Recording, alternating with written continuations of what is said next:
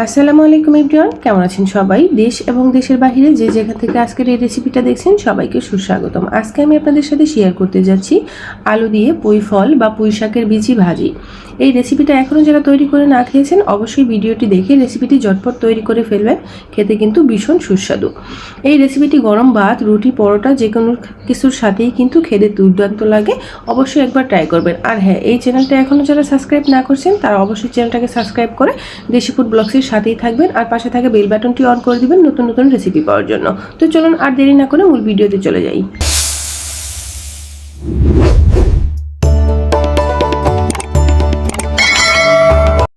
পুঁই ফল ভাজির জন্য আমার লাগবে পুঁই ফল। এখানে কিছুটা পুঁই ফল আমি ছোটো ছোটো পিস করে কেটে ধুয়ে পরিষ্কার করে নিয়েছি। আর নিয়েছি আলু কুচি। এগুলোকে ভাজি করব। হালকা একটু কিন্তু পাকা পাকাও আছে। এই পুঁই ফলটা পাকলে কিন্তু একটু খয়েরি কালার হয়ে যায়। এবার রান্না করব। রান্নার জন্য একটা কড়াই বসিয়ে দিয়েছি। দিয়ে দিব 3 টেবিল চামচ পরিমাণে রান্নার তেল। তেলটা গরম হয়ে আসলে অ্যাড করে দিব হাফ টেবিল চামচ পরিমাণে জিরা। এখানে আস্ত জিরা অ্যাড করছি, অবশ্যই আস্ত জিরাটা অ্যাড করবেন। তারপরে অ্যাড করে দিব কাঁচামরিচ কুচি আর একটা পেঁয়াজ কুচি। কাঁচামরিচ পেঁয়াজ কুচিটা তেলের সাথে একটু হালকা মিশিয়ে নিব। তেলের সাথে মিশিয়ে নিচ্ছি আমি। দেখুন, খুব একটা ভাজবো না, হালকা একটু ভেজেই আমি আলুগুলো অ্যাড করে দিব। এখানে আলু কুচিটা অ্যাড করে দিচ্ছি। আলু কুচি আর পেঁয়াজটা কিন্তু একসাথে ভাজা হয়ে যাবে। দেখুন, আমি এখানে 3-4 মিনিটের মতো ভেজে নিয়েছি। এরকম একটা কালার চলে আসছে। আলুটাও কিন্তু ভাজা হয়ে গেছে। এ পর্যায়ে পুঁই ফলগুলো অ্যাড করে দিব। আলুটা একটু আগে দিচ্ছি আমি। আলুটা একটু ভাজা হয়ে আসলে এই পুঁই ফলগুলো অ্যাড করতে হবে। পুঁই ফলটা একটু তেলের সাথে মিশিয়ে নিব। তারপরে এখানে অ্যাড করে দিব স্বাদ মতো লবণ। আমি এখানে হাফ টেবিল চামচের একটু কম লবণ অ্যাড করে দিচ্ছি। আর অ্যাড করে দিব হাফ টেবিল চামচের একটু কম হলুদের গুঁড়া। এবার ভালো করে মিশিয়ে নিব। এইভাবে আস্তে আস্তে মিশিয়ে ভাজতে থাকবো।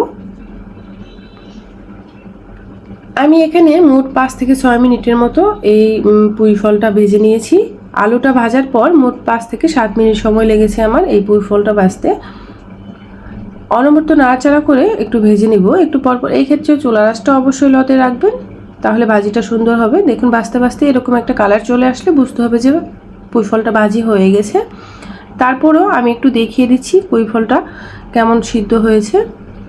দেখুন, একদম পারফেক্ট হয়েছে। এবার আমি উঠিয়ে নিব। আমি একটা বাটিতে উঠিয়ে নিচ্ছি। দেখুন কতটা সুন্দর লাগছে, দেখতেও লোভনীয় লাগছে, খেতেও কিন্তু ভীষণ সুস্বাদু। অবশ্যই ট্রাই করবেন। আর যারা এখনও ট্রাই না করেছেন তারা কিন্তু অবশ্যই মিস করবেন এই সুন্দর রেসিপিটা। এত সুস্বাদু রেসিপিটা খেতে কিন্তু ভীষণ দুর্দান্ত। অবশ্যই ট্রাই করবেন। আর কেমন হয়েছে কমেন্টে আমাকে জানাতে ভুলবেন না। আর ভিডিওটি ভালো লাগলে অবশ্যই লাইক, কমেন্ট, সাবস্ক্রাইব করে দেশি ফুড ব্লগসের সাথেই থাকবেন। আর যারা ফেসবুক পেজ থেকে দেখছেন অবশ্যই পেজটাকে ফলো দিয়ে রাখবেন নতুন নতুন ভিডিও পাওয়ার জন্য। সবাই ভালো থাকবেন, সুস্থ থাকবেন। আজকের রেসিপি এই পর্যন্তই। আবারও কথা হবে নতুন কোনো রেসিপি নিয়ে। সেই পর্যন্ত সবাইকে ধন্যবাদ। আল্লাহ হাফেজ।